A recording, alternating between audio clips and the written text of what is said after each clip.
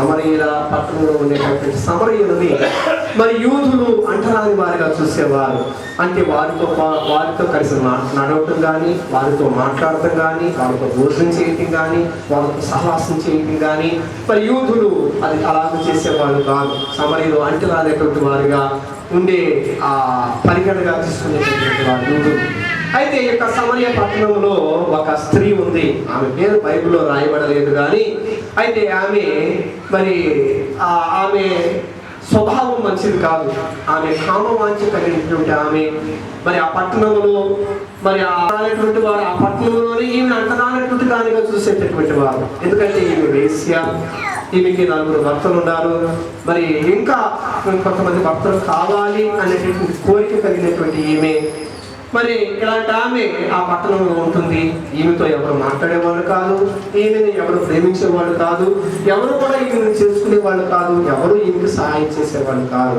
ఏదేమైనా ఆ పట్టణంలోనే ఆమె జీవిస్తూ ఉంది. ఒకసారి మరి నీళ్లు తోడుకోవడానికి మరి ఆ సమరయ పట్టణానికి ఆ దూరంగా ఉన్న ఒక బావి దగ్గరికి మరి రావడం జరిగింది. అక్కడికి యేసుక్రీస్తు ప్రభువు కూడా మరి నీళ్ళ తాగటానికి, తప్పిక తీర్చుకోవటానికి ఆయన వచ్చాడు. వచ్చినప్పుడు ఆమెను చూశాడు, మరి ఆమెతో మాట్లాడటం ప్రారంభించాడు. ఆమె మరి యేసుక్రీస్తు ప్రభువుతో అంది, అయ్యా మరి నీవు యూదుడుగా కనబడతా ఉంటున్నావు, నీ వస్త్రధారణ, నీ మాటలు మరి కాబట్టి మరి మా దగ్గర మీరు నీళ్లు తీసుకోవటానికి మేము ధృవీకరించబడినటువంటి వారు కదా, మేము ఎలా మా దగ్గర నీళ్లు తీసుకుంటామని యేసుక్రీస్తు ప్రభు ఆమెతో మాట్లాడటం జరిగింది. మరి అమ్మ, మరి నువ్వు నీళ్లు ఎవరిని అడుగుతున్నావో నీకు తెలుసా? మరి నేను నీళ్ళు ఇస్తే ఎవడు కూడా మరొకసారి దప్పిక కొనడు అని అంటాడు యేసుక్రీస్తు ప్రభు. మరి నీ దగ్గర నీళ్ళున్నప్పుడు, నీవిచ్చే నీళ్లు తాగేటప్పుడు దప్పిక కొన్నప్పుడు మరి ఎందుకు బాగా దగ్గరికి వచ్చావు?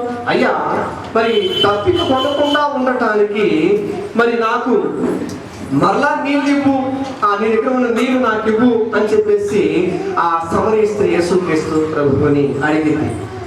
యేసుక్రీస్తు ప్రభువు మరి నా దగ్గరకు వచ్చేటటువంటి వారి పాపాలు క్షమించబడతాయి, పాప వాంఛ కలిగినటువంటి వారికి సంపూర్ణ స్వస్థత కలిగి వారికి పాపం నుండి విమోచన కలిగింది, మరి ఎన్నడూ కూడా పాపం చెయ్యడు అన్న ఆ భావంతో యేసుక్రీస్తు ప్రభు ఆమెతో మాట్లాడినప్పుడు ఆమె గ్రహించదు, ఆమె నీళ్ళ గురించి మాట్లాడటం జరిగింది.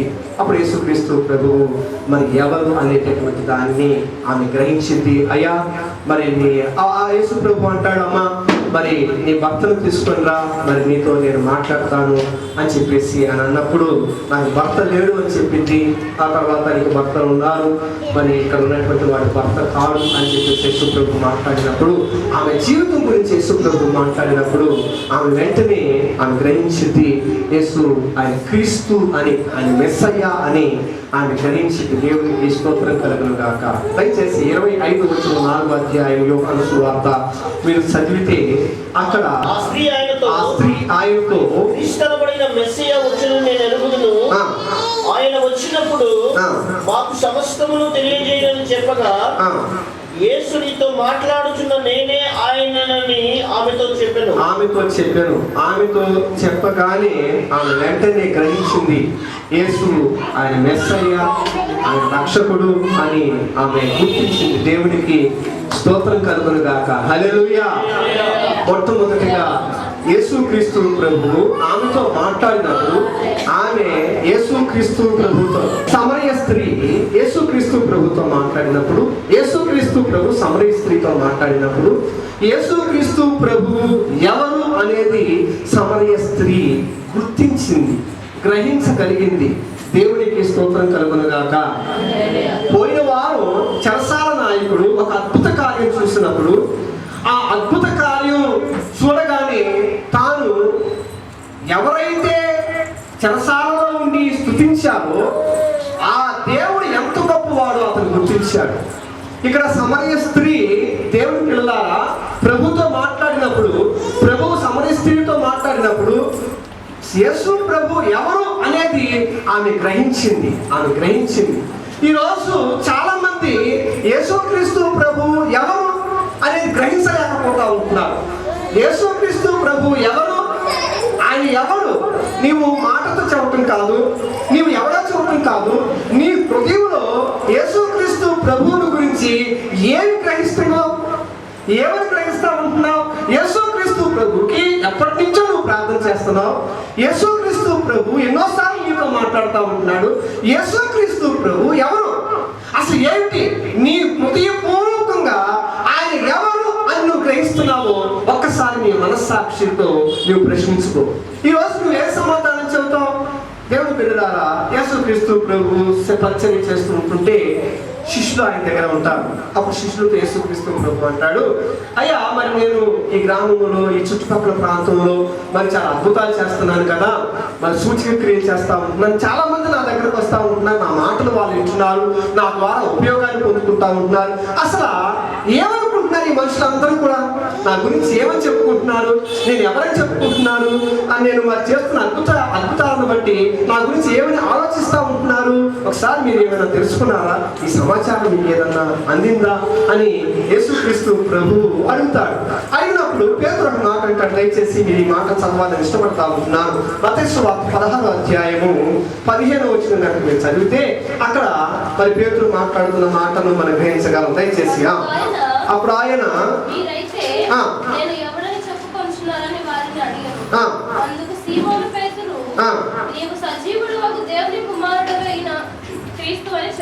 ఆమె దేవునికి స్తోత్రం కలుగును గాక. పేతురు అంటున్నాడు. పేతురుతో పాటు మరి మిగతా శిష్యులు అందరూ కూడా ఉన్నారు. మిగతా శిష్యులు అనలేకపోయారు. కానీ పేతురు అంటున్నమాట ఏంటంటే, అయ్యా నీవు సజీవుడు అయినటువంటి దేవుని కుమారుడైన క్రీస్తు, నీవు దేవుడు సాక్షాత్తుగా, నీవు దేవుని యొక్క స్వరూపివి, నీవు దేవుని యొక్క కుమారుడివి, నీవే దేవుడువు, నీవే అభిషిక్తుడివి, నీవే రక్షకుడివి, నీవే విమోచకుడివి అని మరి పేతురు అతనితో మాట్లాడినప్పుడు పేతురు భుజం మీద యేసుక్రీస్తు ప్రభువు చేసి శబాష్ పేతురు శబాష్ అని చెప్పేసి మెచ్చుకుంటాడు. దేవునికి స్తోత్రం కలుగును గాక. ఈరోజు యేసుక్రీస్తు ప్రభువును ఎలా విశ్వసిస్తున్నావు? ఏమని విశ్వసిస్తున్నావు? ఆయన నాకు సహాయం చేసేటటువంటి వాడు అని అంతవరకు నమ్ముతున్నావా? ఆయన స్వస్థపరిచేటటువంటి దేవుడు, మరి ఏ రోగాన్నైనా స్వస్థపరుస్తాడు అని నమ్ముతున్నావా? సహాయం చేసేవాడని సహాయం చేయించుకొని వెళ్ళిపోయారు చాలా మంది. ఆయన స్వస్థపరుస్తాడని స్వస్థత పొందిన తర్వాత వెళ్ళిపోయారు యేసుక్రీస్తు ప్రభుని విడిచిపెట్టి. మరి ఏమని నమ్ముతున్నావు? అసలు నువ్వేమని యేసుక్రీస్తు ప్రభు ఏమని నీ విశ్వసించావు? ఏమని విశ్వసించి ఆయన ప్రార్థిస్తున్నావు? ఏమని నమ్మి ఆయనతో సహవాసం కలిగి ఉన్నావు? ఏమని నమ్మి నువ్వు ఆయనను ఆరాధన చేస్తా ఉంటున్నావు? ఒకసారి నువ్వు పరీక్ష చేసుకో. యేసుక్రీస్తు ప్రభు సమరయ స్త్రీతో మాట్లాడినప్పుడు, సమరయ స్త్రీ యేసుక్రీస్తు ప్రభుతో మాట్లాడినప్పుడు సమరయ స్త్రీ గ్రహించింది, నమ్మింది, నీవు రక్షకుడివే. దేవునికి స్తోత్రం. రక్షకుడివి అని అంటే విమోచించు వాడవు, విమోచించేటటువంటి వాడు. అంటే నేను చేస్తున్నటువంటి పాపం నుండి నాకు విముక్తి కలగచేయవాడు నీవే. దేవునికి స్తోత్రం కలుగును గాక. హల్లెలూయా. ఆ విమోచన ద్వారా మోక్షాన్ని అనుగ్రహించువాడు నీవే అని సంపూర్ణ విశ్వాసంతో ఆయనను నమ్మింది మొట్టమొదటిగా. దేవుని బిడ్డలారా, చాలా మంది యేసుక్రీస్తు ప్రభువును నమ్ముకుంటే అప్పులు పోతాయి. యేసుక్రీస్తు ప్రభువును నమ్ముకుంటే కలిసి వస్తుంది. యేసుక్రీస్తు ప్రభువు నమ్ముకుంటే ఆయన స్వస్థపరిచాడు కదా, నన్ను కూడా స్వస్థపరుస్తాడు. ఇలా చాలా మంది యేసుక్రీస్తు ప్రభు ప్రార్థన చేసుకుంటే దేవుడు నన్ను పాస్ చేయిస్తాడు, నా డిగ్రీ పూర్తయిపోతుంది. ఇలా చాలా చాలా చాలా దేవుని బిడ్డలారా, నేను చెబుతున్నానంటే యేసుక్రీస్తు ప్రభు రక్షకుడు. దేవునికి స్తోత్రం కలుగును గాక. ఆయన సజీవుడైన దేవుడి కుమారుడు, మరణపు మూలని విడిచిపెట్టేవాడు. ఆయన మీద మరణం ఏలుబడి చేయలేదు, మరణానికి మరణ శిక్ష విధించినటువంటి గొప్ప దైవాంశ సంభూతుడు ఆయనే దేవుడు, ఆయనే రక్షకుడు, ఆయనే కాపరి. దేవునికి స్తోత్రం కలుగును గాక. హల్లెలూయా. నువ్వు నమ్మినట్లయితే నీ భక్తి వేరుగా ఉంటుంది, దేవుడితో నువ్వు చేసేటటువంటి సాహసం వేరుగా ఉంటుంది, నీ మాట వేరుగా ఉంటుంది. దేవునికి స్తోత్రం. రక్షకుడు అన్న ఆ క్యూలోనే ఆయనతో సాహసం కలిగి ఉంటావు. ఆయన రక్షకుడు, ఆయన నన్ను రక్షించిన వాడు, నన్ను విమోచించిన వాడు అన్న ఆ కాన్సెప్ట్తోనే, ఆ గురితోనే దేవునికి నువ్వు నిలబడి కృతజ్ఞతాస్తుతులు చెల్లిస్తావు. ఈరోజు నా పాపం నుండి నువ్వు నన్ను విమోచించినటువంటి దేవా నీకు స్తోత్రములు అని నువ్వు ఆరాధన చేయలేకపోతా ఉంటావనంటే ఈ రోజు నువ్వు యేసుక్రీస్తు ప్రభుని రక్షకుడిగా గుర్తించలేదని అర్థం. దానికి గుర్తించలేదని అర్థం. నువ్వు పాపం చేసినప్పుడు నీ మాట ద్వారాను, నీ ప్రవర్తన ద్వారాను, నీ చూపు ద్వారాను, మరొక తీరుగాను నువ్వు దేవుడికి విరుద్ధంగా నువ్వు ప్రవర్తించి నువ్వు పడిపోయినప్పుడు, నీవు ఓడిపోయినప్పుడు, నువ్వు మోకరించినప్పుడు, దేవా నీ రక్తంతో నన్ను కడుగు, నీవే నాకు విమోచన ఇచ్చువాడు, ఈ మురికిలో నుండి, ఈ ఊపిలో నుండి నన్ను లేపువాడు నీవే, నాకు నూతన జీవితం ఇచ్చువాడు నీవే, దయచేసి నన్ను కరుణించు అని ప్రార్థన చేయలేకపోతున్నామని అంటే నీ విశ్వాసం ఆయన రక్షకుడు అని నమ్మటంలా, ఆ విశ్వాసం నీకు లేదని అర్థం. దేవుని బిడ్డలారా, దేవునికి మహిమ కలుగును గాక.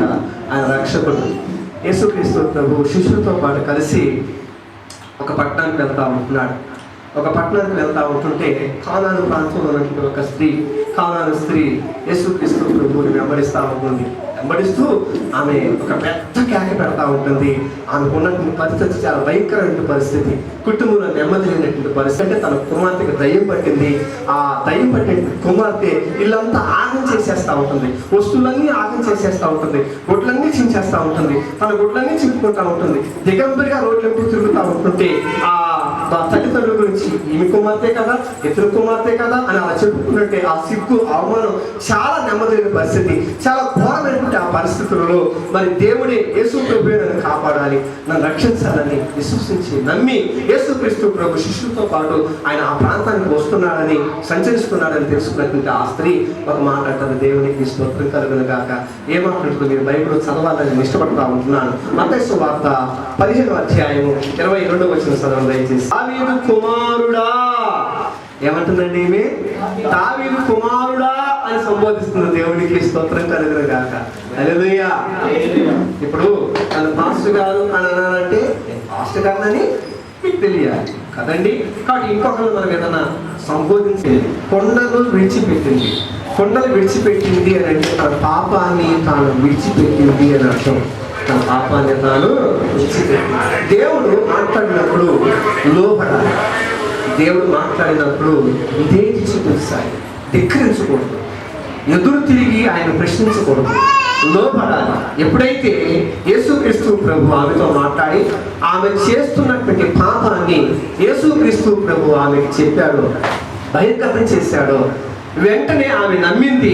నిజంగా ఈయనే, నేను ఎవరి కోసమైతే ఎదురు చూస్తున్నానో లోకరక్షకుడైన మెస్సయ్య, ఈయనే లోకరక్షకుడు అని ఆమె నమ్మిందో, వెంటనే తాను ఏం చేసిందంటే తన కొండను విడిచిపెట్టింది. అంటే తన పాపాన్ని తాను విడిచిపెట్టింది. తన పాపాన్ని తాను విడిచిపెట్టింది.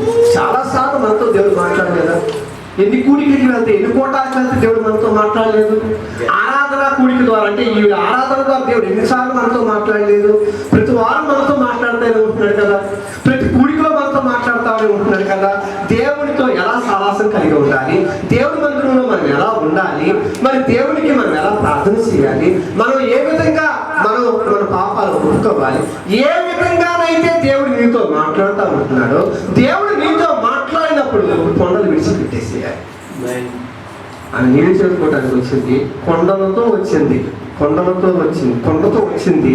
ప్రభు మాట్లాడాడు.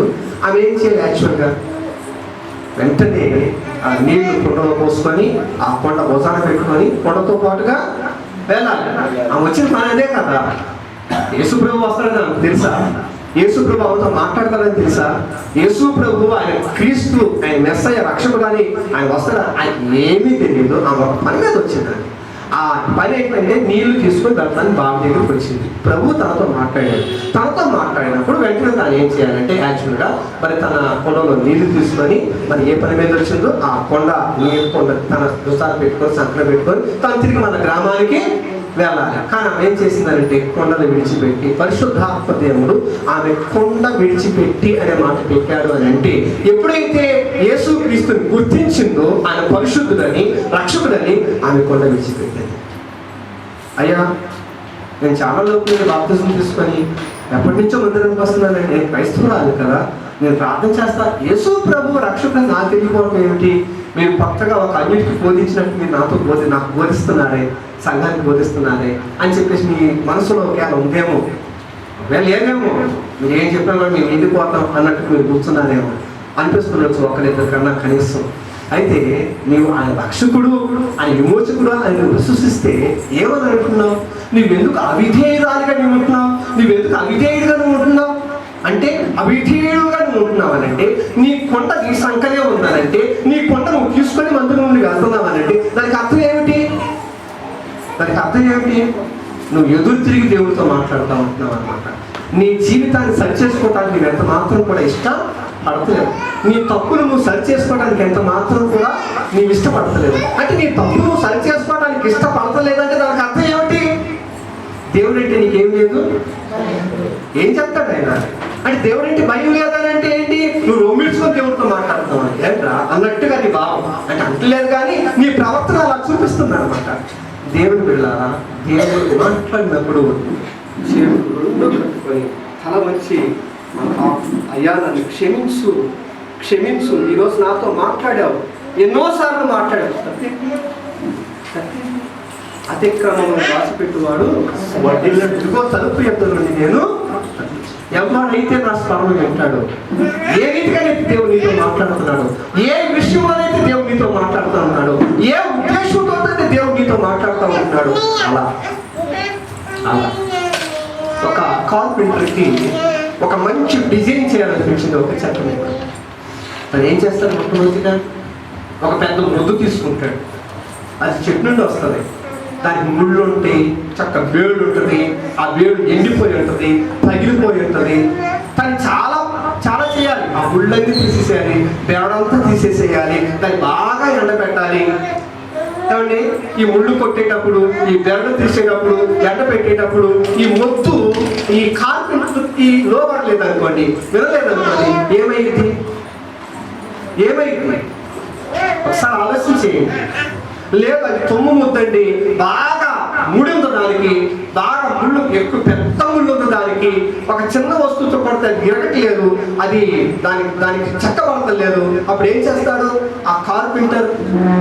ఏం చేస్తాడు? ఒక మంచి పుదునైనటువంటి దాన్ని తీసుకొని దాన్ని సరి చేస్తాడు. ఏమైనప్పటికీ కూడా దాన్ని సరిచేసి దాన్ని తాను ఏం చేయాలనుకున్నాడు అలాగూ చేస్తాడు. అలా చేస్తాడు ఆయన.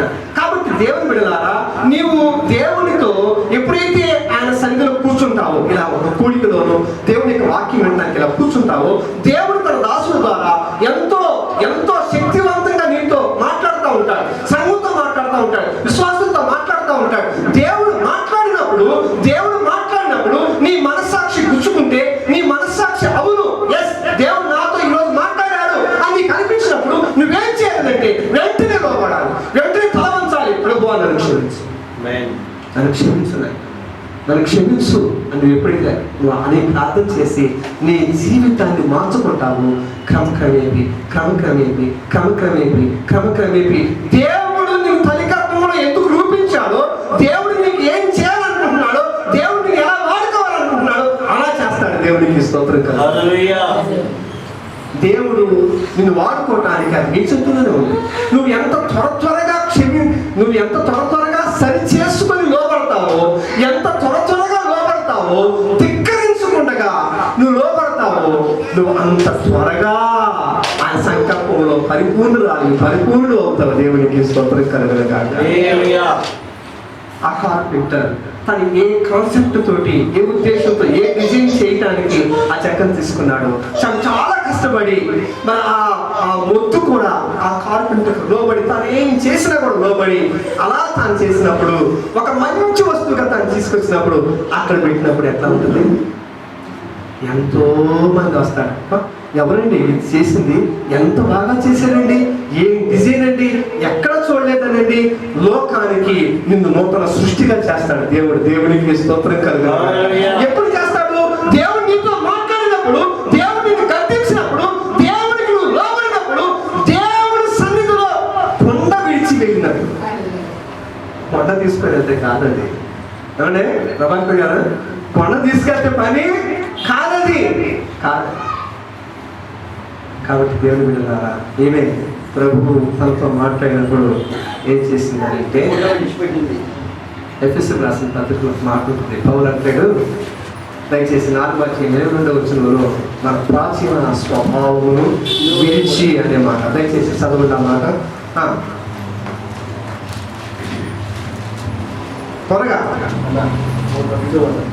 4:22 కావున మునుపటి ప్రవర్తన విషయంలోనైతే మోసకరమైన దురాశల వలన చెడిపోయిన చర్చకొచ్చాం. ఎలాంటి మనసుతో వచ్చాం? ఎలాంటి జీవితంతో వచ్చాం? ఎలాంటి ఆలోచనలతో వచ్చాం? బయటికి వెళ్ళేటప్పుడు దేవుడు ఏమి మాట్లాడాడో ఆ ప్రాచీనపు స్వభావాన్ని, ఆ పాత ప్రవర్తనను విడిచిపెట్టేశారు. ఏం చేయాలండి? విడిచిపెట్టేసేయాలి. ఎస్, దేవునికి స్తోత్రం కలుగునుగాక. విడిచిపెట్టి నవీన చిత్తవృత్తియందు నూతనపరచబడిన వారై నీతియు యథార్థమైన భక్తియు గలవారై దేవుని పోలికగా సృష్టింపబడిన నవీన స్వభావం ధరించాలి. దేవునికి స్తోత్రం కలుగును. హల్లెలూయా. కొత్త చొక్కా కుట్టించుకున్నాను. కొత్త చొక్కా కుట్టించుకున్న తర్వాత కొత్త చొక్కాని చాలా బాగుంది, మంచిగా ఉంది. పాత చొక్కా వేసుకొని ఉన్నాం. ఆ పాత చొక్కా మీద వేసుకుంటాము, పాత చొక్కా తీసేసి కొత్త చొక్కా వేసుకుంటామా అండి? ఏ పాత వేసుకున్న దాని మీద కొత్త వేసుకుంటే ఏమైంది? ఎందుకు వేసుకోరు మీరు? ఎందుకు వేసుకోరు? పాత చొక్కా మీద మీరు కొత్త చొక్కా ఎందుకు వేసుకొని కుట్టించుకున్నప్పుడు? ఇంత తెలిసినప్పుడు, దేవుడు మీతో మాట్లాడుతున్నప్పుడు, దేవుడు మీతో మాట్లాడుతూ ఉన్నప్పుడు నవీన స్వభావాన్ని దేవుడు సిద్ధపరిచి ఒక నూతన సృష్టిగా ఈ ప్రపంచానికి నేను చూపించాలని ఇష్టపడి అనేక రీతులుగా, అనేక విధాలుగా దేవుడు మీతో మాట్లాడినప్పుడు నువ్వెందుకు నా చొక్కా ఇట్టగా ఇట్టు పెట్టుకుంటా, నువ్వు వేసేది నేను వేసుకుంటానని ఎందుకు అంటున్నా? ఆలోచించి దేవునిలారా నీ ప్రవర్తన ద్వారా, నీ మార్చుకోనటువంటి స్వభావము ద్వారా నువ్వు దేవునికి ఎదురు నిలబడతావు. దేవునికి ఎదురు నిలబడి ఎవడు కూడా వర్ధిల్లలేదు, ఎవరు సాధించలేదు. ఏది మాట్లాడినా సరే దేవుడు నీతో, ఏ రీతిగా మాట్లాడినా సరే దేవుడు నీతో, ఏ అంశం గురించి దేవుడు నీతో మాట్లాడినా సరే అది కరెక్ట్గా ఉన్నావా? రెండు చేతులు నమస్కరించి, ప్రభువా నీ వాక్యమే నన్ను సరిచేసింది, ఈ రోజు వర్తమానంగా నా జీవితం సరిపోనున్నందుకు అలాగే చేసిన నీ స్తోత్రాలు ప్రభుత్వం తీసు. ఒకవేళ అలాగూ లేదా, అది ఎంత కష్టమైనా సరే నీ జీవితంలో దేవుని కంటే ఎక్కువ నాకు ఏది కాదన్న ఉద్దేశంతో నీ కొండను విడిచిపెట్టేసి, నీ కొండను విడిచిపెట్టేసి అద్భుతంగా దేవుడు మనుషులు దేవునికి స్తోత్రం కలగదు. అద్భుతమైన స్థానానికి దేవుడు నిన్ను నడిపిస్తాడు. అబ్రహాముతో మాట్లాడి, అబ్రహాము నువ్వు విడిచి బయటికి రావాలి, నువ్వు విడిచి నీ బంధువులు విడవాలి, నీ ఊరిని విడవాలి, నీ తల్లి ఇంటిని విడవాలి, నీకు ఉన్నవి విడవాలి, విడిచి బయటికి వస్తేనే నేను చూపించే దేశానికి ఉన్న అడవులను దేవునికి స్తోత్రం కలగదు. విడవకపోతే పని కాదండి. ఇక్కడ దేవుని దగ్గర విడిచిపెట్టకపోతే పని కాదని. దేవుడు ఏమీ చేయలేడు, విడిచిపెట్టాలంటే అది ఏదైనా కానీ, ఏదైనా కానీ దేవునికి స్తోత్రం కలుగునుగా. హల్లెలూయా. కాబట్టి దేవుడు బిడ్డలారా, 3 చదువుకున్నాం దయచేసి. 28వ వచనం 2వ భాగం చదవండి. యోహాను సువార్త 4వ అధ్యాయం 28వ వచనం. మీరు వచ్చి నేను చేసినవన్నీ నాతో చెప్పిన మనుషుల్ని చూడండి. ఆ స్త్రీ కుండ విడిచిపెట్టి ఏం చేసిందండి? ఊరిలోనికి కుండ విడిచిపెట్టి ఊరిలోనికి వెళ్ళింది. ఎక్కడికి వెళ్ళిందండి? ఊరిలోకి వెళ్ళింది. దేవునికి స్తోత్రం కలుగునుగాక. హల్లెలూయా. ఊరిలోకి వెళ్ళింది. ఇందాక మిషనరీ ఫోటో మీరు చూశారు కదా, ఆ టీవీకి వెళ్ళాలని దేవుని యొక్క దాసుడు ఆ సంఘంలో ప్రకటిస్తున్నప్పుడు దేవుడు తనతోనే మాట్లాడాలని చెప్పేసి తాను తన స్వజనులని, తాను తన భార్యని, తాను తనకున్న వస్తువులని విడిచిపెట్టేసి ఏం చేశాడంటే అక్కడికి వెళ్ళాలి, వెళ్ళటం నేర్చుకోవాలి. దేవునికి స్తోత్రం కలుగునుగాక. వెళ్ళాలి. ఆమె ఎక్కడికి వెళ్ళింది? తిరిగి ఊళ్ళోకి వెళ్ళింది.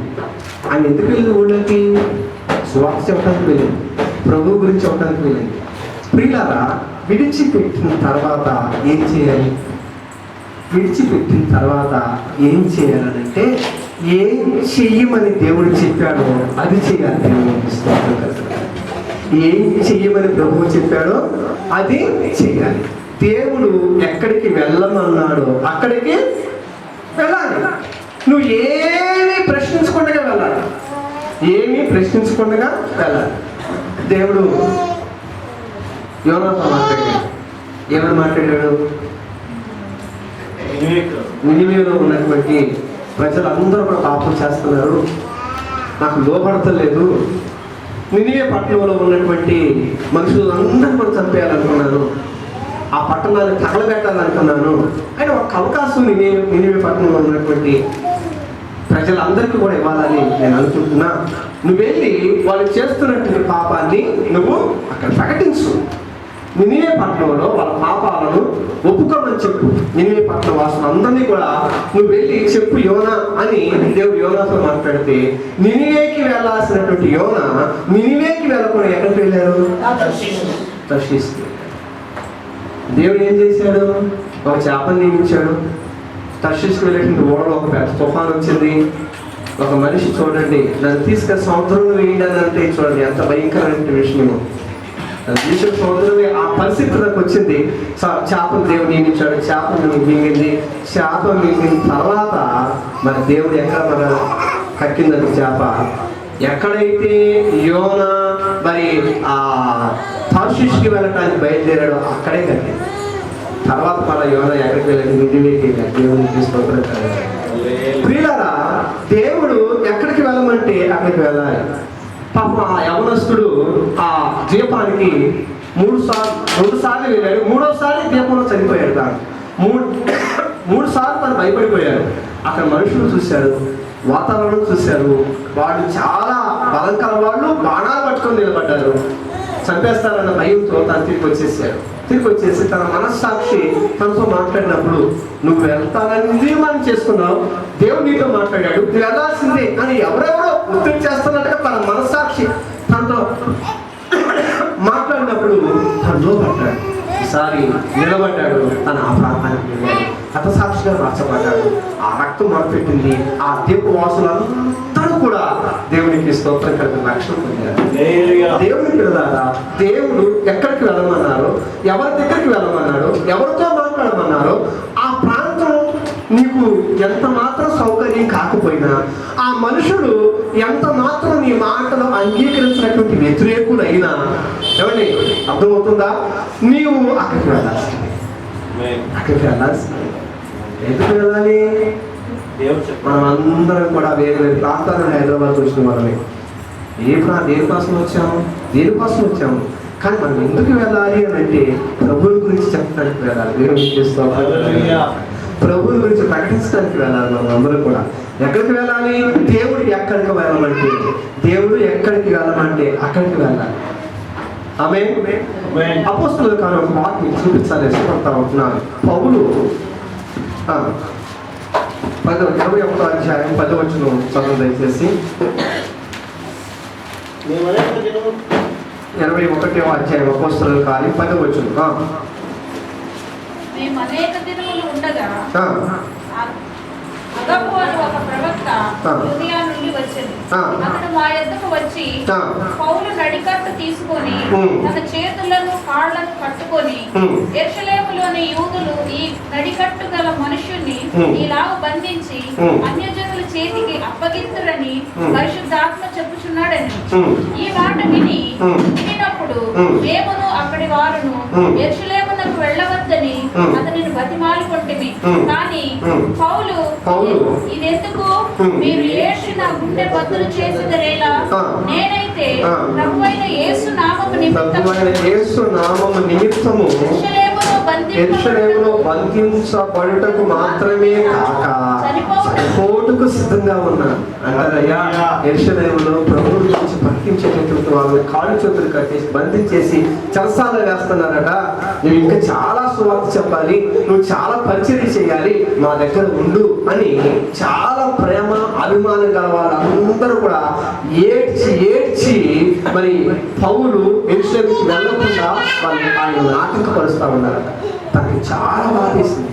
తనకి చాలా, ఎందుకు ఇట్లా చేస్తున్నారు ఈ మాట చూడండి, మీరు ఎందుకు ఇట్లా చేస్తున్నారు అంటే, నేను ఎందుకు ఈ మాట చేస్తున్నానంటే ఆ సువార్త ప్రకటించబడాల్సినటువంటి ఆ స్థలం పైన తనకున్నటువంటి ప్రేమ చూడండి. తనకున్నటువంటి ప్రేమ చూడండి.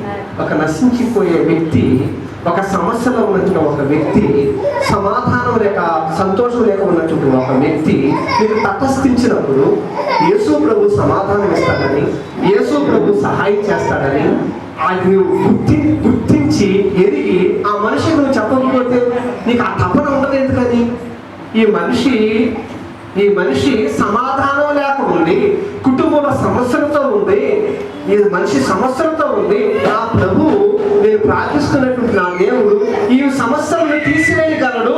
అమ్మా ఎవరికి ప్రార్థన చేసుకుంటాని, నేను ప్రార్థన చేస్తానమ్మా, ఒక్కసారి చర్చికి రండి అని మనం ఎందుకు యేసుక్రీస్తు ప్రభువుని పరిచయం చేయలేకపోతా ఉంటున్నాను? ఎందుకు ప్రభు గురించి ఆమెకి చెప్పలేకపోతా ఉంటున్నాం? ఆ కుటుంబానికి మనం చెప్పలేకపోతా ఉంటున్నాం? ఈయన ఆ ప్రాంతంలోకి వెళ్ళొద్దని తనకు ప్రియమైనటువంటి వాళ్ళందరూ కూడా ఆటంకపరుస్తూ ఉంటుంటే విలవిలలాడిపోయారు. అయ్యి ఎందుకైతే నేను ఇలా చేస్తాను? ఎందుకు? నేను చెరసాలలో బంధించబడటానికి కాదు, నా ప్రభువు కోసం నేను చనిపోవడానికి రెడీగా ఉన్నాను. ఎక్కడికి వెళ్ళాలో అక్కడికి వెళ్ళాలి, భయపడకూడదు. ఏ ప్రాంతానికి వెళ్ళమంటే ఆ ప్రాంతానికి వెళ్ళాలి. దేవుడికి స్తోత్రం కలుగును గాక. హల్లెలూయా.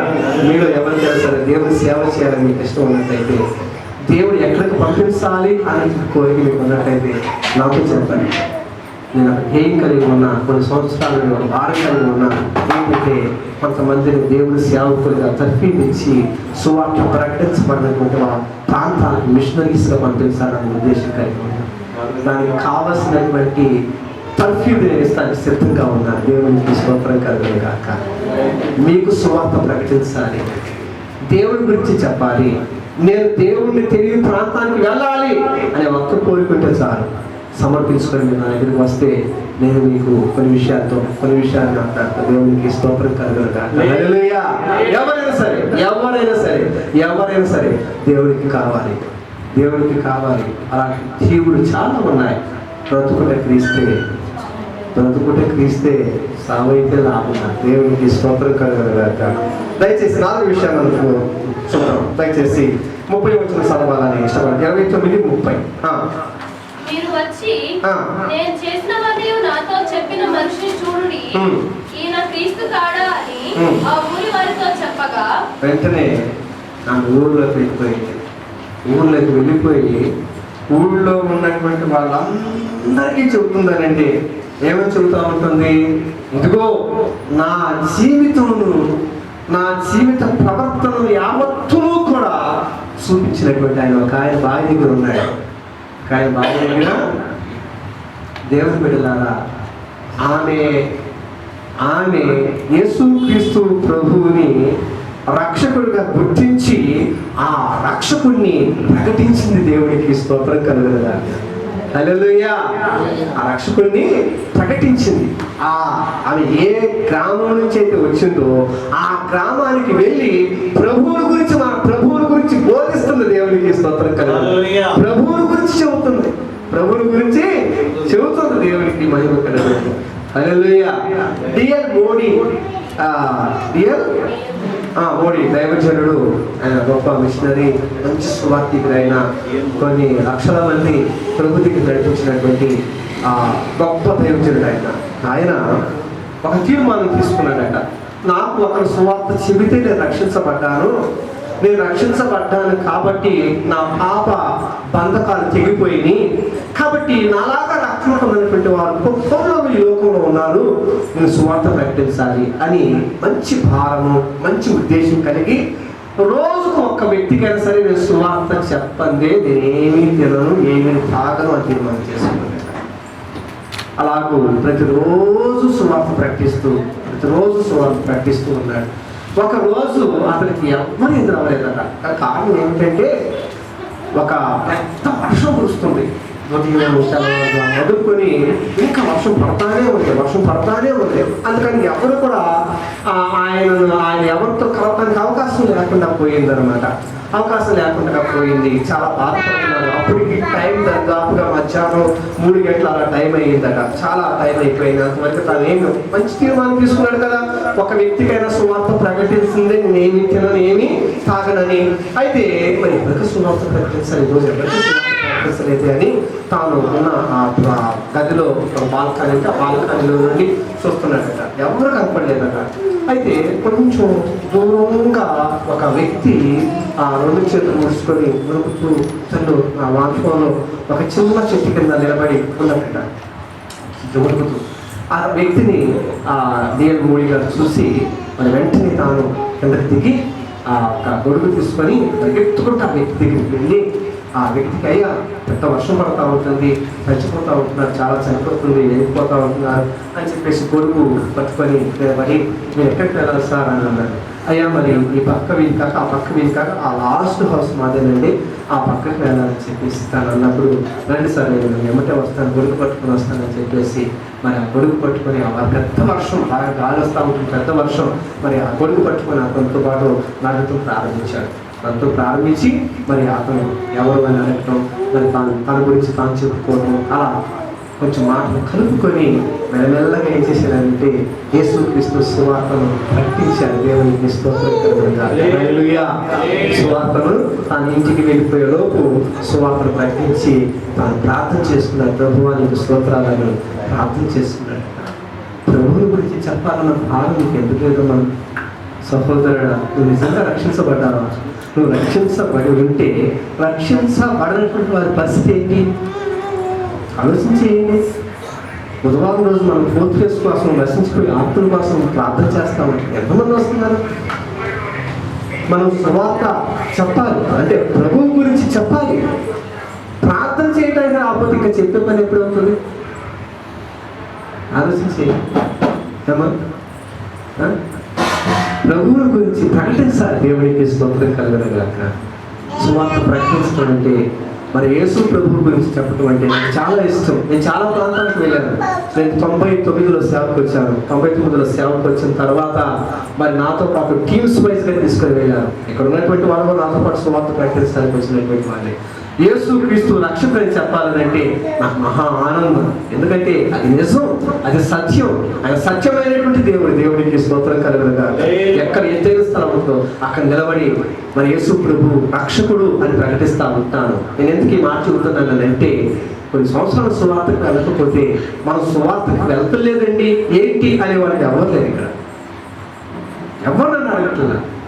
మనం సువార్త ప్రకటిస్తానికి ఇంతకుముందు సంవత్సరానికి ఒకసారి అవునా కదా వెళ్ళేవాళ్ళు ఎవరు చెబుతారు? ఇక్కడ మాట్లాడేంటి వెళ్ళేవాళ్ళ కాదా? ఏమండి మరి ఎవరు అడగరేంటి? ఎందుకని మనం కొన్ని సంవత్సరాల నుండి 3 సంవత్సరాల నుండి సువార్త చెప్పడానికి వెళ్తలేదు? ఎందుకు వెళ్తలేదు పాస్టర్ గారు? ఎందుకు మమ్మల్ని తీసుకొని వెళ్తలేదు? ప్రియులారా, దేవుని గురించి చెప్పాలి. దేవునికి స్తోత్రం కలుగునుగాక. రక్షించబడ్డటువంటి ప్రతి ఒక్కరి బాధ్యత ప్రభువుని గురించి చెప్పడం. ప్రభువుని గురించి చెప్పడం. దేవునికి మహిమ కలుగునుగాక. జాన్ వెస్లీ ఆయన తన సొంత దేశాన్ని వదిలిపెట్టి భార్యతో తాను పిల్లలతో తాను ఇండియా దేశానికి వచ్చాడు. తన చెప్పులు కుట్టుకునేటువంటి ఒక వ్యక్తి, సామాన్యమైనటువంటి వాడు.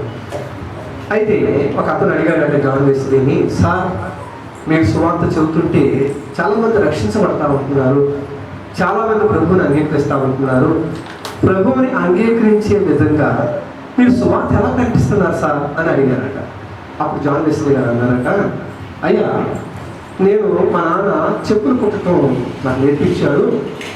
చెప్పు ఒక వ్యక్తి సైజు తీసుకుంటే, షూ సైజు తీసుకుంటే అది కొంచెం సెట్ కాకపోతే ఎట్లయినా సరే సెట్ చేసి పంపించేవాడిని. అలాగే ఎట్లాగైనా సరే నేను ఏ వ్యక్తికైతే సువార్త ప్రకటించాలని అనుకున్నానో ఆ వ్యక్తి ఎట్లాగైనా సరే యేసు ప్రభువును అంగీకరించే విధంగా నేను చెబుతాను అన్నమాట. దేవునికి స్తోత్రం కలుగునుగాక. కాబట్టి ప్రభువుని గురించి చెప్పాలన్న భారం మీకు ఎందుకు లేదు? ఆలోచించి మీ మనస్సాక్షి అడగట్లేదా? ఒప్పుకోరా? ఆశ లేదా మీకు ప్రభువు? ఈమె చూడండి, ఎప్పుడైతే యేసుక్రీస్తు రక్షకుడని గుర్తించిందో ఆమె వెంటనే గ్రామానికి వెళ్ళిపోయింది. వీళ్ళేం చేస్తూ ఉంటుంది? ఎవరైతే మరి ఏ గ్రామస్తులైతే ఈమెని అసహించుకుంటున్నారో తన జీవితాన్ని బట్టి, తన యొక్క క్రియను బట్టి, తన ప్రవర్తనను బట్టి, తన ఘోరమైనటువంటి మనిషి అయితే వాళ్ళ మధ్యకి భయపడతా ఇంకా వింటారా వినరా? మరి ఆ దగ్గరికి వెళ్తే, ఆ ఇంటికి వెళ్ళి ప్రభువుని గురించి చెబితే వాళ్ళు ఏమంటారు? ఇప్పుడు ఎలా నన్ను రిసీవ్ చేసుకుంటారు? అసలు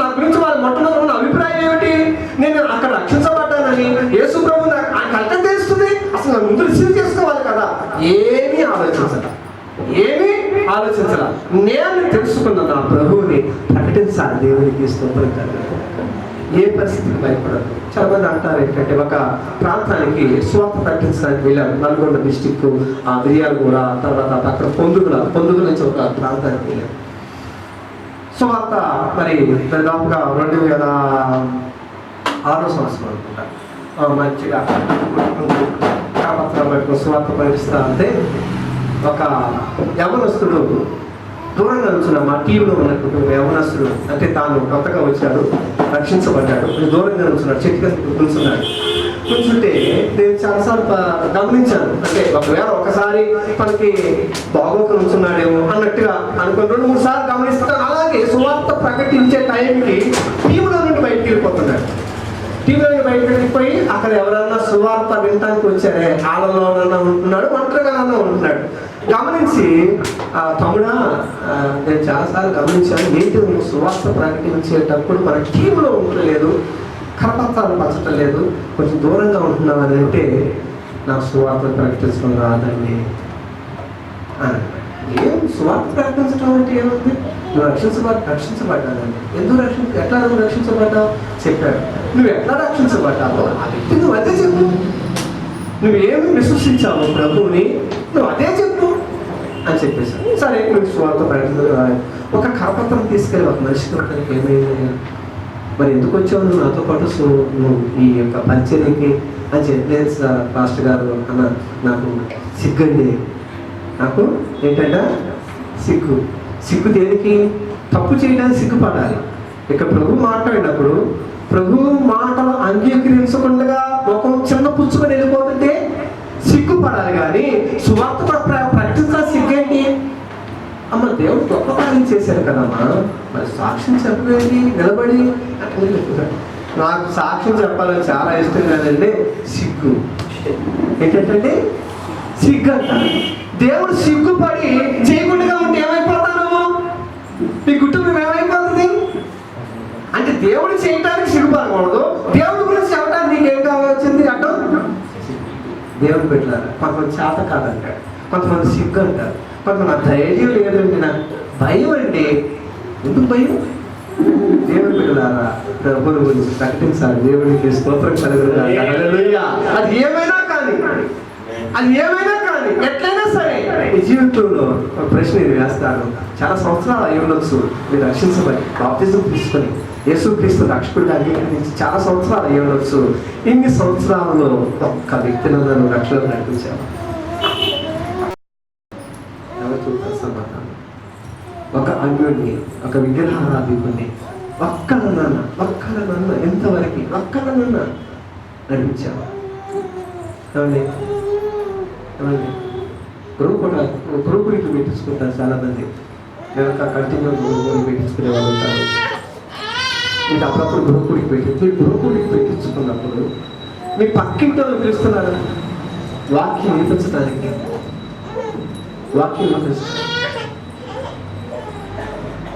ఒక క్రిస్టియన్ ఫ్యామిలీ ఉన్నది. ఆ క్రిస్టియన్ ఫ్యామిలీ సాయంత్రం 6 గంటలైతే రోజు కూడా ఆర్ఆర్కే మూర్తి గారి వాక్యం వస్తుంది రేడియోలో. చాలా సంవత్సరాలు పాతకాలం. ఆ వాక్యానికి కుటుంబం అంతా కూర్చొని బైబిల్ తీసుకొని ఆర్ఆర్కే మూర్తి గారి వాక్యం ఇంత చక్కగా వాక్యం ప్రార్థన చేసుకొని భోజనం వెళ్ళిపోయారు. కుటుంబం డిన్నర్ చేసేవాళ్ళు. అయితే అందులో ఒక 12 సంవత్సరాల యవనస్తురాలు ఒక అమ్మాయి తను ఏం చేసిందంటే తన స్నేహితురాలికి వెళ్ళి అబ్బా మరి మేము అందరం కలుసుకొని రాత్రి కూడా రేడియో వింటాము, చాలా బాగుంటాయి మాటలు, చాలా చక్కగా చూస్తారు ఆయన, మరి మాటలు చూస్తారు ఆయన, మంచి కథలు కూడా ఆయన చూస్తారు బైబిల్లోని, ఒకసారి రాబ్బా అన్న. ఆ అమ్మాయి స్నేహితురాలి కదా, మరి వస్తే నువ్వు నాకేం ఇస్తావు అని అడిగింది.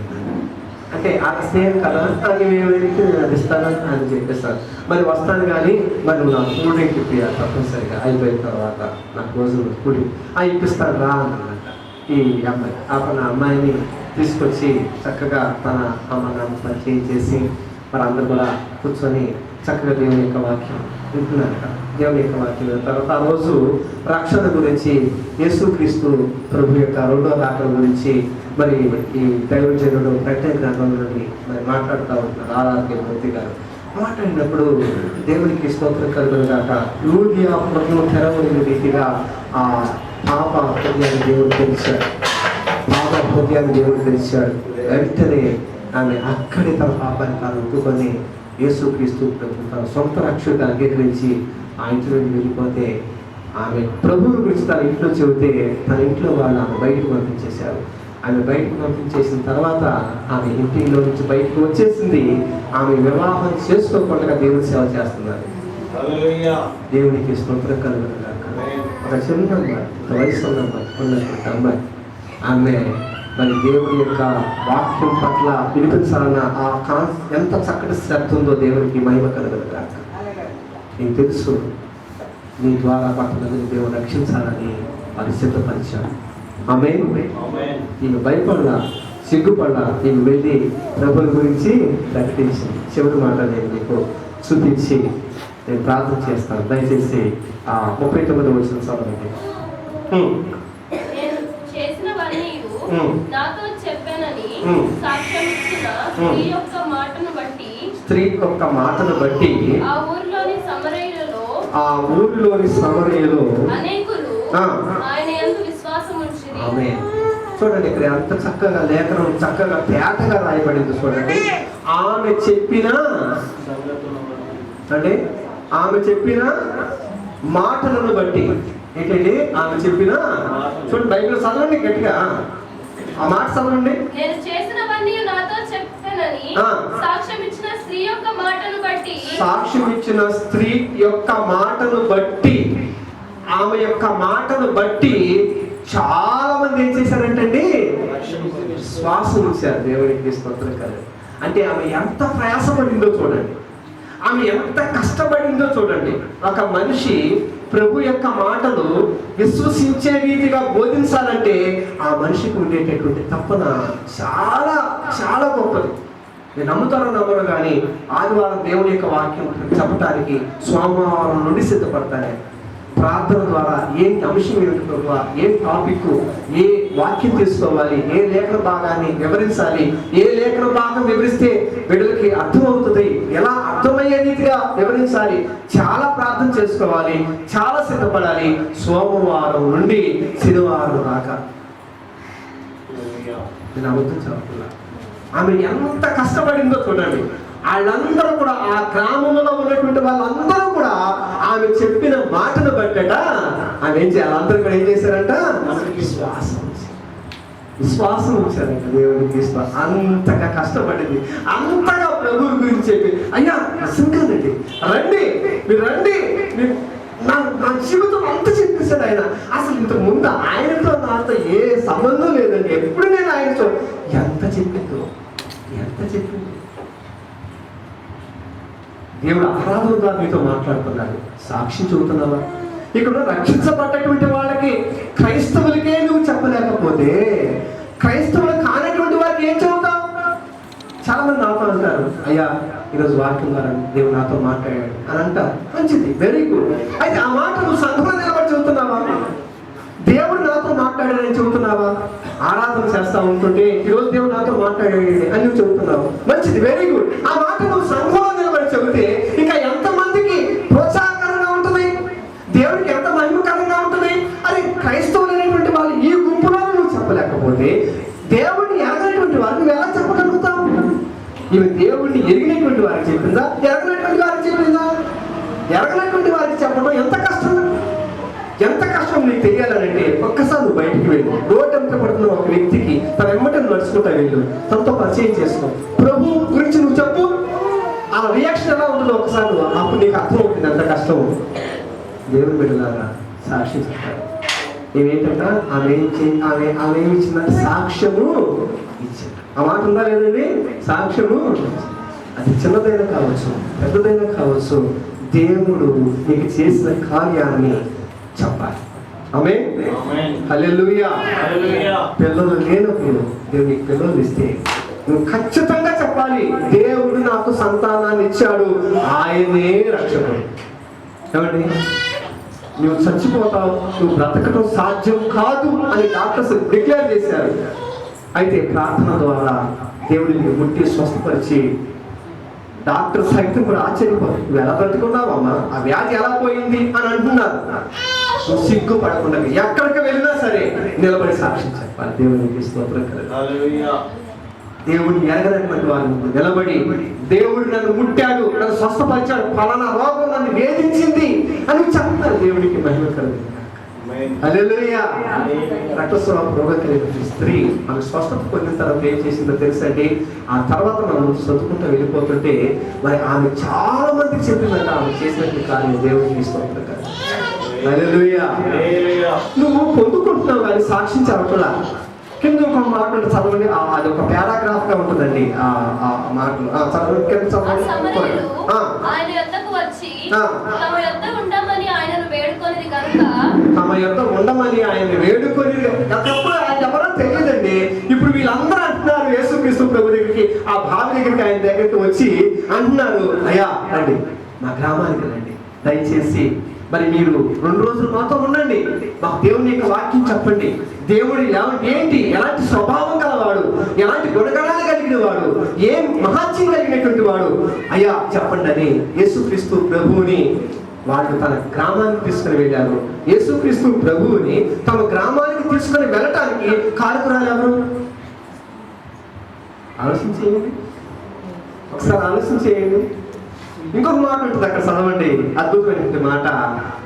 వాళ్ళు అంటారు, అమ్మ నువ్వు చెప్పినటువంటి మాటను బట్టి కాదు కానీ ఇప్పుడు ఈయన బోధించినటువంటి దాని అంతటిని బట్టి కూడా నిజంగా ఈ రక్షకుడు అని మేము నమ్ముతున్నాం, అంగీకరిస్తున్నాం అన్నారు. దేవునికి స్తోత్రం కలుగును. హల్లెలూయా, హల్లెలూయా. ఒక్క మాట నేను చెప్తున్నాను, ఆ ఒక్క స్త్రీ సమరయ గ్రామాన్ని అంతటినీ మార్చేసింది. గురువారం ప్రార్థన చేయడానికి రావట్లేదు, పక్కన సువార్త చెబుతాను. దైవజనుడికి భారం ఉంటే దైవజనుడి యొక్క భారాన్ని ఎక్స్పోజ్ చేసి స్ప్రెడ్ చేస్తా ఉంటుంటే ఎవరిలో పడుతున్నాడు? మిమ్మల్ని మీతో నేను మాట్లాడుతుంది ఎవరు వస్తున్నారు? ఇదా విశ్వాసం అంటే, ఇదా భక్తి అంటే. ఏమండి, దీంట్లో ఇలాగుంటే మనం వెళ్ళిపోతాం పరలోకానికి. సరే ఆగండి, ఇలాగ చేస్తే దేవుడు మీ కార్యాలు చేస్తాడా? ఈ విధంగా ఉంటే నీకు స్వస్థత కలిగిద్దా?